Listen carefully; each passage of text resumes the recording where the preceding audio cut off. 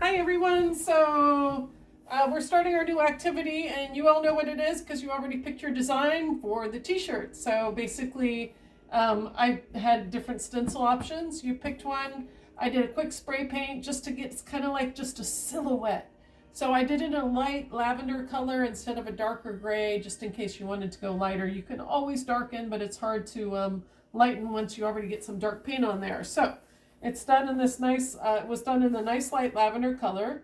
And a couple of things, you get a piece of cardboard that you're going to put in between the front and the back so it doesn't bleed through. We're going to approach it the same way we usually do with the acrylic paint. And I don't like to add water. It starts to get messy, especially with this light cotton. It's just going to bleed and drip and your color's going to just spread all over the place. And that could be nice, but I didn't do it that way. And but you're welcome to experiment. So this was the skyline, Miami skyline. It's just a very simple silhouette that was across the t-shirt. And it was, again, in that light lavender. So I went in with some black, with some darker color. But before I did that, I've got to jump back. Background. What I love is either you can leave this really simple as a silhouette and work the back only and kind of make that silhouette pop. Or you can just paint the actual paint over it with some different colors, or you can do both, which is kind of what I did. So what I did is just grabbed a little bit of yellow and white and the paintbrush, because I like to leave it a little kind of lighter than the primary color. A little white kind of gets the pastel in there and lightens it. So think about clouds, little circular motions. So I did that, got some yellow in there. Used the same brush without cleaning it, picked up a little orange, got some other colors in there. So I used the lightest first because you can use the same brush. You could jump in, kind of wipe off your brush and start to get a little blue in there, or if you don't want it too much crossover, you could just clean your brush. I'm including towels this time, and you can reuse and reuse these.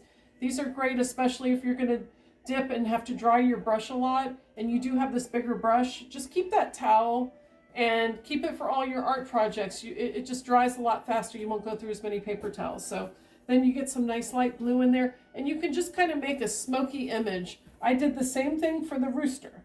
As you can see, just some background, cloudy, circular motions, different colors. And then I went in and I darkened the silhouette because I wanted mine to stand out a little bit more. I used some black and some dark blue.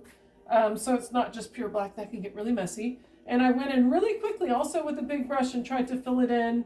And some of the small buildings, I used a smaller brush. And the same with the rooster and the details. I just tried to go in and fill it in and go back. It doesn't have to be perfect because, you're really getting the colors around it. And this can be kind of a nice, I think it even looks better when it's a little less than perfectly painted. It looks a little, almost like newsprint when you get the darker colors in there. The only other tip that I have is just remember to keep it going from light to dark. Use the dark sparingly just because it's a white t-shirt and it can get out of control quickly. So what you can see, I added a little color to the rooster, the cityscape, and you can do this with any of the topics. I decided to go a little urban and kind of get that graffiti look over the skyline. So that was kind of fun too. Any approach works. You can be as abstract as you want to be with this t-shirt. It's great to wear over like workout pants as a nightgown for gardening. I'm going to use mine kind of as a smock to keep painting in. It's got so much color in it, and it's only going to get more beautiful with accidents and more paint. And don't worry if you, speaking of accidents, if you get a couple loose pieces of paint around the shirt. Again, if you use it for painting, you're actually going to get some really fun designs on there if you just let the spillover happen. Go with it. Anyway, I hope you enjoy it, and I hope to see you all soon. Bye.